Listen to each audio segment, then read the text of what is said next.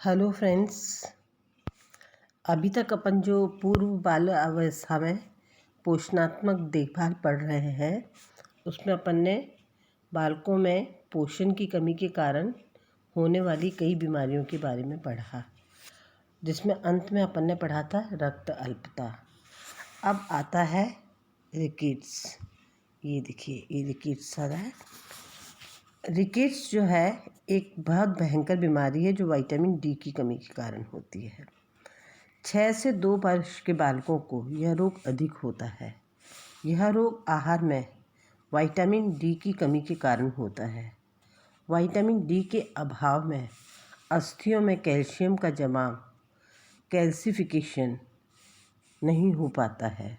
मतलब जो अस्थियों को सुदृढ़ करने के लिए कैल्शियम की आवश्यकता होती है वो विटामिन डी के कारण नहीं हो पाती है, जिसके कारण अस्थियां मृदु, कमज़ोर, निर्बल और मुलायम हो जाती हैं। बालक का शारीरिक बढ़वार रुक जाता है, अस्थि विकृति हो जाती है, हाथ पैरों की पेशियों में टिटैनी मतलब मांसपेशियों की ऐंठन हो जाती है। तो ये बहुत भयंकर बीमारी होती है जिससे कि बालकों की अस्थियों पर बहुत बड़ा प्रभाव पड़ता है।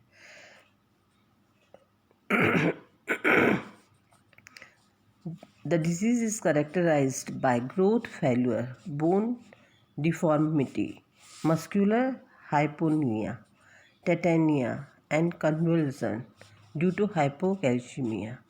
There is an elevated concentration and alkaline phosphatase in the serum.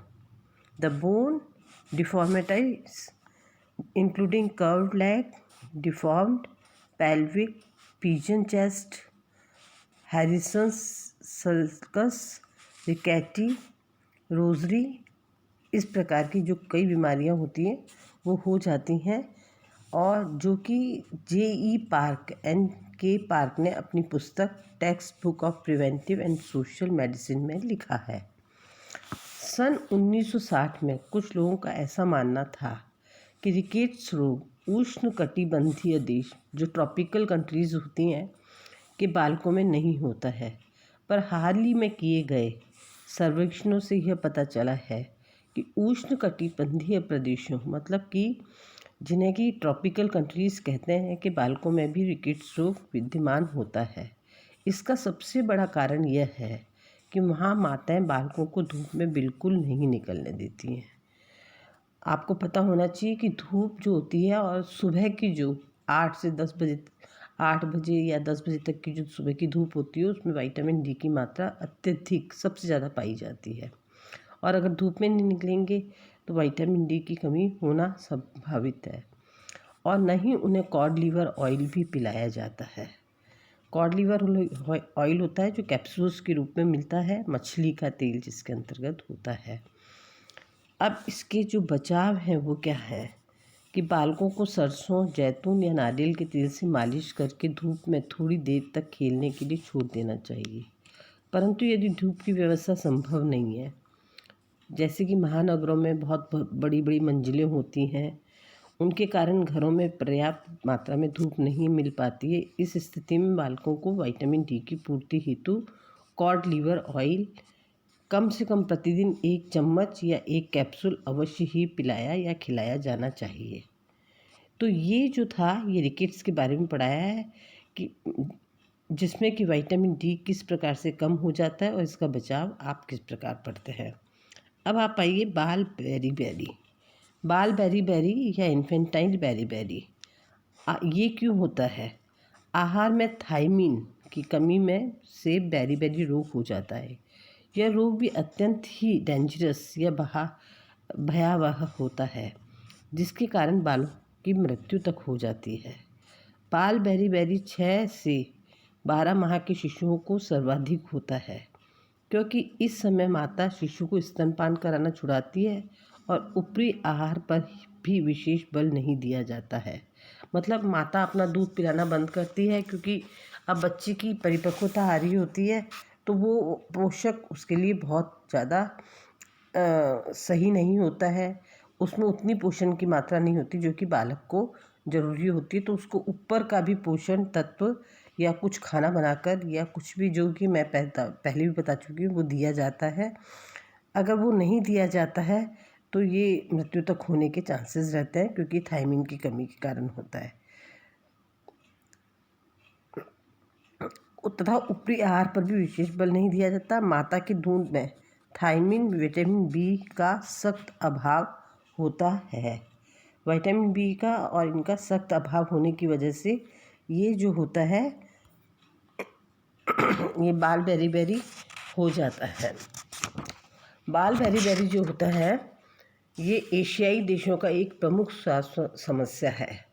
यह रोग अधिकतर उन देशों के बालकों में होता है जिनकी मुख्य आहार क्या होता है, जैसे रॉ चावल, मतलब मुख्य आहार ही, जैसे कि रॉ चावल जिसे कहते हैं कि अरवा चावल जिन्हें कहते हैं। बर्मा, मलाया, वियतनाम, फिलीपींस आदि कई देशों में यह रोग विशेष रूप से व्याप्त होता है।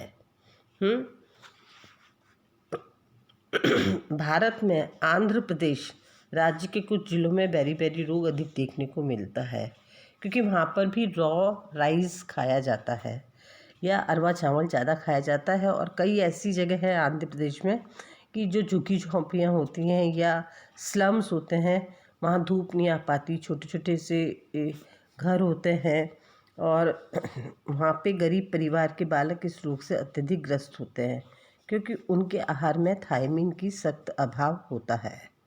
तो ये जो है किस कारण से बाल बेरी होता है, ये मैंने आपको बताया कि थायमिन की कमी से होता है। और थायमिन की कमी के बाद अगर स्तनपान छुड़वाया जाता है और उसके बाद अन्य पोषण तत्व ऊपर से नहीं दिए जाते हैं तो ये होने की संभावना है। इसके बचाव क्या है ये देखिए। थायमिन युक्त आहार का सेवन करना चाहिए। पॉलिश किए हुए चावलों का सेवन नहीं करना चाहिए। हाथ के कुटे हुए चावल जिनके ऊपर भूसी या राइस पॉलिशिंग कम से कम उतारी गई हो, उपयोग में लेना चाहिए। ये इसके बचाव है। अब अपन आते हैं दूसरा, पेलिग्रा, बाल पेलिग्रा, इन्फेंटाइल पेलिग्रा। इन्फेंटाइल पेलिग्रा क्या होता है? यद्यपि यह रोग विश्वव्यापी है, परंतु यह रोग पश्चिम एशिया, वेस्टर्न एशिया तथा दक्षिणी अफ्रीका के देशों में अधिक व्याप्त है। यह रोग आहार में नियासिन की कमी के कारण होता है। नियासिन, थायमिन, ये सब एक पोषक तत्व है जो मैं पूर्व में आपको पढ़ा चुकी हूँ। पेलिग्रा अधिकतर गरीब परिवार के बालकों को ही होता है, क्योंकि उनका आहार ही मक्का या ज्वार होता है। भारत में आंध्र प्रदेश में बालकों को ये रोग देखने में ज़्यादा मिलता है, क्योंकि वहाँ के लोग मुख्य रूप से ज्वार, मक्का का ही भोजन के रूप में लेते हैं। साथ ही उनके भोजन में पशुजन्य भोज्य पदार्थ जैसे दूध, दही, पनीर, मांस, मछली, अंडा आदि का सख्त अभाव भी होता है। इस कारण इनको बाल पेलिग्रा होने के चांसेस बहुत ज़्यादा होते हैं, लगभग हो ही जाते हैं। और गरीब परिवारों में तो ये बहुत आम और साधारण सी बात है। वर्तमान में पेलिग्रा रोग में काफ़ी कमी आई है, क्योंकि आजकल मक्का एवं ज्वार के आटे में नियासिन आर्टिफिशियल तरीके से मिला दिया जाता है। जैसे अपन आटा पिसवाते हैं तब अपन सोयाबीन मिला देते हैं ना, यहाँ नॉर्थ इंडियंस वगैरह, उस प्रकार से वहाँ पे नियासिन मिला दिया जाता है। जैसे नमक के अंदर भी अपन आयोडीन के नमक आजकल चलने लगे हैं ताकि आयोडीन की कमी ना, उसी प्रकार आटे में भी मिला दिया जाता है। फलतः इस रोग की तीव्रता काफ़ी कम हो चुकी है। इसके बचाव क्या है? इस रोग का बचाव ही उपचार है। इलाज जो होता है वह क्या है कि बचाव ही उपचार है। पेलिग्रा इज़ अ प्रिवेंटेबल डिजीज़। आहार में दूध, मांस, मछली, अंडा आदि को सम्मिलित करना चाहिए। बालकों को भोजन के रूप में केवल मक्का या ज्वार ही सम्मिलित नहीं किया जाना चाहिए, बल्कि गेहूँ, चावल, बाजरा आदि को भी सम्मिलित किया जाना चाहिए। तो ये मैं बता रही हूँ कि बालकों को या किसी को भी, या हम भी जो खाना खाते हैं उसको रोटेशन में खाना चाहिए। एक ही चीज़ को हमको हमेशा खाएंगे तो अन्य चीज़ों में जो पोषक तत्व है उनकी कमी होने के चांसेस बहुत ज़्यादा हो जाते हैं। तो इस प्रकार से इसको रोटेट करके कि कभी मक्का खा लिया, कभी ज्वार, तो कभी गेहूँ, कभी चावल, कभी बाजरा, इस प्रकार से सम्मिलित किया जाना चाहिए। अब अपन आते हैं बाल स्कर्वी। बाल स्कर्वी क्या होते हैं? Infantile scurvy. जब बालकों को विटामिन सी युक्त आहार नहीं दिया जाता तो बाल स्कर्वी हो जाता है। बाढ़, सूखा, अकाल आदि इस रोग के प्रमुख कारण हैं। विटामिन सी किन में मिलता है? ये तो आप सबको पता है कि जो कि साइट्रस फ्रूट होते हैं या खट्टे जो खाद्य पदार्थ होते हैं उनमें ज़्यादा मिलता है, जैसे आंवला, अमरूद, संतरा, नींबू एवं खट्टे फलों में पाया जाता है। हरी पत्तेदार सब्जियां, मिर्च, बंद गोभी आदि भी विटामिन सी से प्राप्ति के अच्छे साधन हैं। ये भी अच्छे साधन तो हैं, लेकिन इनमें वो पूर्ण रूप से यह रोग मुख्य रूप से स्वास्थ्य समस्या थी, परंतु वर्तमान में ये स्वास्थ्य विषयक समस्या नहीं है, क्योंकि माताएं बालक के आहार में ताज़े फलों एवं हरी सब्जी, पत्तेदार सब्जियों को सम्मिलित करने लगी हैं। जैसे अज्ञानता के साथ साथ ज्ञान बढ़ रहा है, वैसे माताएं भी अपने बच्चों और अपने लिए अवेयर हो रही हैं और वो इस प्रकार के खाद्य पदार्थों को काम में लेने लगी है। तो इन रोगों में काफ़ी पहले से काफ़ी कमी आई है। अब आप देखिए आयोडीन जन्य हीनता। ये है आयोडीन हीनता, मतलब आयोडीन की कमी के कारण होने वाले रोग, जिसे कहते हैं आयोडीन डेफिशिएंसी डिसऑर्डर्स। वर्तमान समय में आयोडीन की कमी से उत्पन्न रोग विकासशील देशों की मुख्य स्वास्थ्य समस्या बनता जा रहा है, क्योंकि इसकी कमी से बालक को मानसिक एवं शारीरिक, मेंटल एंड फिजिकल ग्रोथ जो होती है उसकी वो बाधित होती है। आयोडीन की कमी से पहले भी मैंने बताया था कि घेंगा रोग व बौनापन, क्रेटिनिज्म हो जाता है। हिमालय की तराई वाले क्षेत्रों में घेंगा रोग मुख्य रूप से व्याप्त है, जिसे हिमालय गॉइटर बेल्ट या हिमालय गॉइटर बेल्ट के नाम से ही जाना जाता है। आपको मैंने बताया था कि समुद्र किनारे उगने वाले जो साग सब्जी होते हैं या फल फ्रूट होते हैं उनमें आयोडीन की मात्रा होती है, क्योंकि समुद्र के पानी के अंदर आयोडीन की अधिकता होती है, तो उस पानी का असर उसके ऊपर होता है। लेकिन हिमालय या जो पहाड़ी क्षेत्र होते हैं वहाँ पे ये नहीं होता है, वहाँ पर आयोडीन की बहुत ज़्यादा कमी होती है पोषक तत्वों में या सब्जियों में या फलों में। भारत में ये रोग कश्मीर की पहाड़ियों की नागा की पहाड़ियों तक लगभग 2400 किलोमीटर क्षेत्र तक फैला हुआ है। भारत के जम्मू कश्मीर, पंजाब, हरियाणा, उत्तर प्रदेश, अरुणाचल प्रदेश, नागालैंड, मिजोरम, मेघालय, त्रिपुरा, मणिपुरी आदि राज्यों में घेंगा रोग, जैसे कि गलगंठ भी कहते हैं या गॉइटर इंग्लिश में कहते हैं, व्याप्त है। हाल ही में किए गए सर्वेक्षणों से यह पता चला कि घेंगा रोग मध्य प्रदेश, गुजरात, महाराष्ट्र, आंध्र प्रदेश, केरल और तमिलनाडु में भी व्याप्त है। संक्षेप में कहा जा सकता है कि आज का भारत शायद ही कोई ऐसा राज्य बचा है जो आयोडीनहीनता के कुप्रभाव से अछूता है। No state in India can be said to be entirely free from goitre. सन 1960 में हुए सर्वेक्षणों से यह पता चला था कि संपूर्ण भारत में घेंगा रोग से लगभग 9 मिलियन लोग पीड़ित हैं, जबकि हाल ही में हुए सर्वेक्षणों से इस रोग में से पीड़ित रोगी की संख्या 140 मिलियन है। अतः दिन ब दिन घेंगा या गॉइटर रोग में से ग्रसित लोगों की संख्या बढ़ती जा रही है।